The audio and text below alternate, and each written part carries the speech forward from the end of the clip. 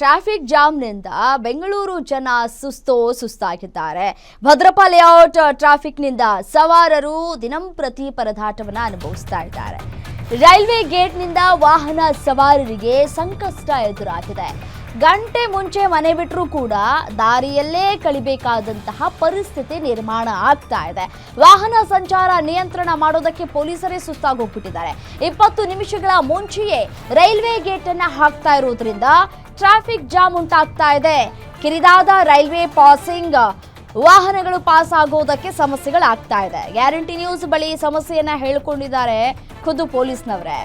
Railway under pass ಮಾಡಿಕೊಟ್ರೆ ಇಲ್ಲಿ ಸಮಸ್ಯೆಗಳಾಗ್ತಾ ಇದೆಯೋ ಅದಕ್ಕೆ ಪರಿಹಾರ ಸಿಗುತ್ತೆ, ಆದಷ್ಟು ಬೇಗ ಪರಿಹಾರವನ್ನ ನೀಡಿ ಅಂತ ಹೇಳಿ ಟ್ರಾಫಿಕ್ ಪೊಲೀಸರು ಮನವಿಯನ್ನ ಮಾಡಿಕೊಂಡಿದ್ದಾರೆ. ಭದ್ರಪ್ಪ ಲೇಔಟ್ ಟ್ರಾಫಿಕ್ನಿಂದ ಸವಾರರು ಪರದಾಟವನ್ನ ಪಡ್ತಾ ಇದ್ದಾರೆ. ಇದೇ ವಿಚಾರಕ್ಕೆ ಸಂಬಂಧಪಟ್ಟಂತೆ ನಮ್ಮ ಪ್ರತಿನಿಧಿ ಚರಣ್ ಪ್ರತ್ಯಕ್ಷ ವರದಿಯನ್ನ ಕೊಟ್ಟಿದ್ದಾರೆ, ನೋಡ್ತಾ ಹೋಗೋಣ.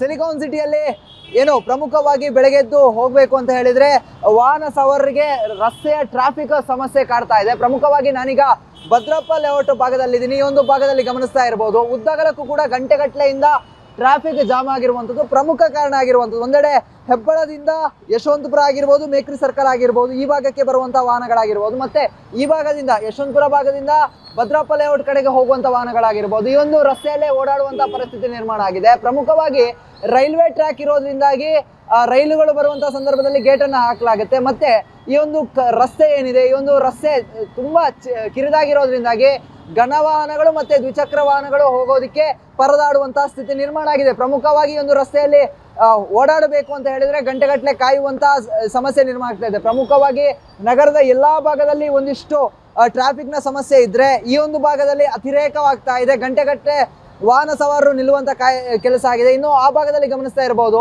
ಟ್ರಾಫಿಕ್ ಪೊಲೀಸರು ವಾಹನ ಸವಾರರನ್ನ ನಿಲ್ಲಿಸುವಂಥದ್ದು ಮತ್ತೆ ಟ್ರಾಫಿಕ್ ಅನ್ನ ಕ್ಲಿಯರ್ ಮಾಡುವಂತ ಕೆಲಸ ಮಾಡ್ತಾ ಇದ್ರೆ, ಆದ್ರೆ ಇದಕ್ಕೊಂದು BBMP ಮತ್ತೆ ಸಂಚಾರಿ ಪೊಲೀಸರು ಸೇರಿ ಯಾವ್ದಾದ್ರು ಒಂದು ಹೊಸ ಪ್ರಯೋಗಗಳನ್ನ ಮಾಡಿದ್ರೆ ಮಾತ್ರ ಇದಕ್ಕೆ ಪರಿಹಾರ ಅಂತ ಹೇಳ್ಬೋದು. ಆಟೋ ಚಾಲಕರಿದ್ರೆ ಅವ್ರನ್ನೇ ಮಾತನಾಡಿಸ್ತಾ ಹೋಗ್ತೀನಿ. ಸರಿಗ ಬೆಳಗ್ಗೆ ಆದ್ರೆ ಟ್ರಾಫಿಕ್, ಈ ರೋಡಲ್ಲಿ ಟ್ರಾಫಿಕ್ ಸಮಸ್ಯೆ ಹೇಗಿರುತ್ತೆ? ಡೈಲಿ ಬೆಳಗ್ಗೆ ಸಾಯಂಕಾಲ ಇದ್ದಿದ್ದೆ ಗೋಳು ಸರ್, ಏನು ಮಾಡೋಕ್ಕಾಗಲ್ಲ. 1 ಅವರ್ ಬೇಕು, ಒಂದು ಗೇಟ್ ಹೋದ್ರೆ 1 ಅವರ್ ಬೇಕು, ಏನು ಮಾಡೋಕ್ಕಾಗತ್ತೆ? ದುಡಿಲಿಲ್ಲ ಅಂದ್ರೆ ಜೀವನ ಮಾಡೋಕ್ಕಾಗಲ್ವೇ? ಹೋಗ್ಲೇಬೇಕು, ಟ್ರಾಫಿಕ್ ಇದ್ರೂ ಹೋಗ್ಲೇಬೇಕು, ಟ್ರಾಫಿಕ್ ಇಲ್ಲ ಅಂದ್ರೆ ಹೋಗ್ಲೇಬೇಕು. ಎಷ್ಟು ಗಂಟೆ ಮನೆ ಬಿಟ್ರಿ, ಎಲ್ಲ ಹೋಗ್ಬೇಕು? ಇವಾಗ ನಾವು ನಾಶಟಳ್ಳಿಗೆ ಹೋಗ್ಬೇಕು, ಅರ್ಧ ಗಂಟೆ ಬೇಕು ಹೋಗೋಕ್ಕೆ. ತಿರ್ಗಾ ಸ್ಕೂಲ್ ಮಕ್ಕಳು ಕರ್ಕೊಂಬರ್ಬೇಕಾದ್ರೆ 1 ಅವರ್ ಬೇಕು. ಗೇಟ್ ಹಾಕಿದ್ರೆ ಹಿಂದಿಂದೆ ಗೂಡ್ಸ್ಗಳು ಟ್ರೈನ್ಗಳು ಬರ್ತಾನೆ ಇರ್ತವೆ, ಹೋಗ್ತಾನೆ ಇರ್ತವೆ. ಗೇಟ್ ಹಾಕಿದ್ದು ತೆಗೆದಿದ್ದು ಈ ರೋಡ್ ಸವಾಸನೆ ಬೇಡ ಅನ್ಸ್ಬಿಟ್ಟದೆ. ಒಂದೆಡೆ ಈ ರಸ್ತೆಯ ಸಹವಾಸ ಬೇಡ ಅಂತ ಹೇಳಿ ವಾಹನ ಸವಾರರು ಹೇಳ್ತಾ ಇರುವಂತದ್ದು ಗಮನಿಸ್ತಾ ಇರಬಹುದು.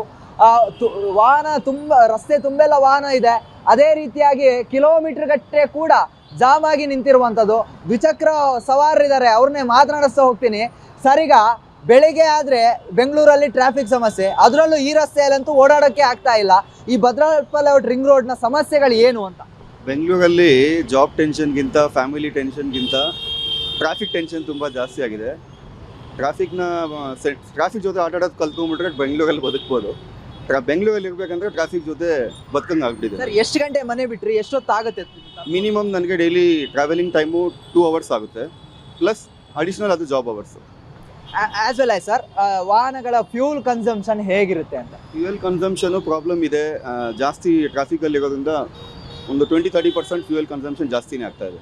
ಇದಿಷ್ಟು ಪ್ರಯಾಣಿಕರು ಹೇಳ್ತಾ ಇರುವಂತಹ ಮಾತು. ಪ್ರಮುಖವಾಗಿ ಈ ಒಂದು ಭದ್ರಪ್ಪ ರಿಂಗ್ ರೋಡ್ ಏನಿದೆ, ಈ ಒಂದು ರಿಂಗ್ ರೋಡ್ ನಲ್ಲಿ ವಾಹನ ಸವಾರರಿಗೆ ಸಮಸ್ಯೆಗಳು ಎದುರಾಗ್ತಾ ಇರುವಂತದ್ದು. ಒಂದೆಡೆ ಸಂಚಾರಿ ಪೊಲೀಸರು ದಿನನಿತ್ಯ ಬಂದು ಪೀಕ್ ಅವರ್ಸ್ ನಲ್ಲಿ ಇಲ್ಲಿ ಕ್ಲಿಯರ್ ಮಾಡುವಂತಹ ಕೆಲಸವನ್ನ ಮಾಡಿದ್ರು ಕೂಡ ಯಾವುದೇ ರೀತಿಯಾದಂತಹ ಉಪಯೋಗ ಆಗ್ತಾ ಇಲ್ಲ. ಒಂದೆಡೆ ರೈಲ್ವೆ ಜಂಕ್ಷನ್ ಇದೆ, ಮತ್ತೆ ಒಂದು ಕಡೆಯಲ್ಲಿ 4 ಭಾಗದಿಂದ ವಾಹನಗಳು ಬರೋದ್ರಿಂದಾಗಿ ದಿನನಿತ್ಯ ಪೊಲೀಸರಿಗೆ ಮತ್ತೆ ವಾಹನ ಸವಾರರಿಗೆ ಕೂಡ ಇದು ಸಮಸ್ಯೆಯಾಗಿ ಪರಿಣಮಿಸಿರುವಂಥದ್ದು. ಕ್ಯಾಮರಾ ಪರ್ಸನ್ ಪೃಥ್ವಿ ಜೊತೆಗೆ ಚರಣ್, ಗ್ಯಾರಂಟಿ ನ್ಯೂಸ್, ಬೆಂಗಳೂರು.